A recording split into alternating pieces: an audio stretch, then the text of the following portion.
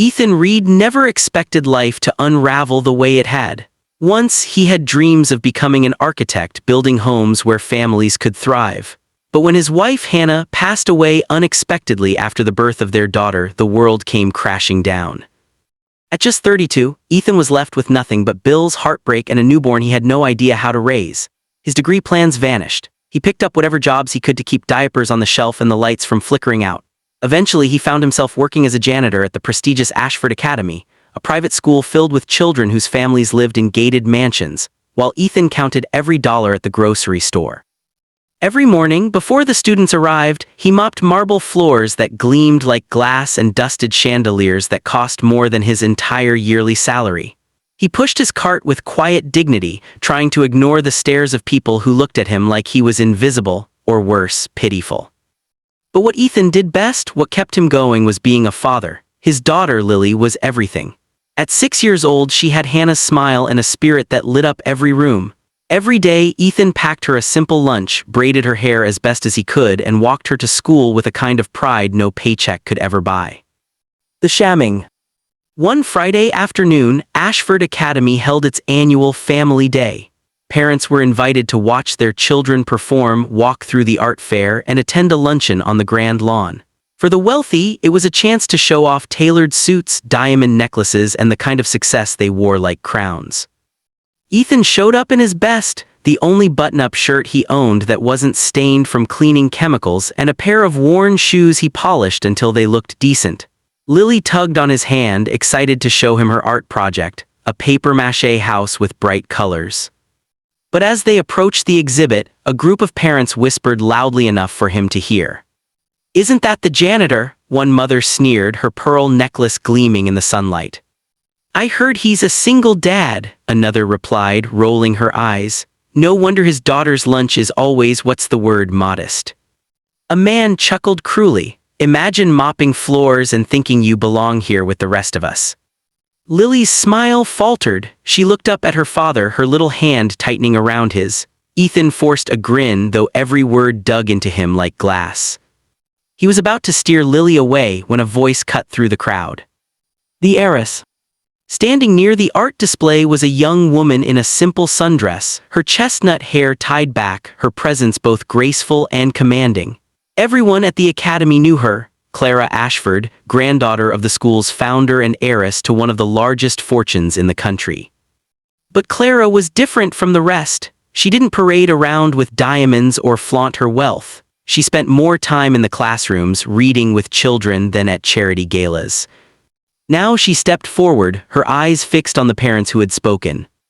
"That's enough," she said firmly. The chatter died instantly. "You should be ashamed of yourselves. Mr. Reed works harder than anyone I know. While some of us inherited opportunities, he's building a life for his daughter with his own hands. That deserves respect, not ridicule." The parents shifted uncomfortably, some looking away. Then Clara knelt beside Lily, examining the colorful papier-mâché house. "This is beautiful," she said warmly. "You must have a very smart, very creative dad helping you at home." Lily's eyes sparkled again, her confidence restored. She hugged her father's arm. Ethan's throat tightened. No one had ever defended him like that. After the luncheon, Clara found Ethan standing near the playground, watching Lily run with her classmates. "Mr. Reed," she said gently, "I'm sorry for what happened earlier. People can be cruel." Ethan shook his head. "You don't need to apologize, you didn't do anything wrong." "But I saw the look on your daughter's face," Clara replied. "She deserves to know her father is someone to be proud of."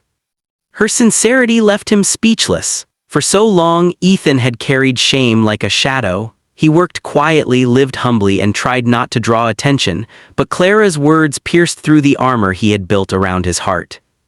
Before he could respond, Clara surprised him again. "Tell me, what did you want to be before all of this?" He hesitated, then admitted, "An architect. I wanted to design homes where families could feel safe. But after Hannah passed, all of that disappeared. Being a father was all that mattered."